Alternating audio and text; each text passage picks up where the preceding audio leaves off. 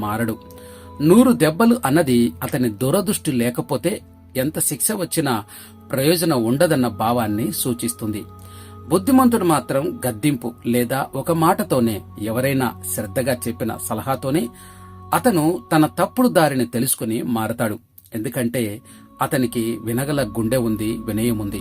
సమూయేలు 2వ గ్రంథం 12వ అధ్యాయంలో దావీదు పెద్ద పాపం చేసినప్పుడు నాతాను ప్రవక్త ఒక చిన్న కథ ద్వారా అతన్ని గద్దించాడు.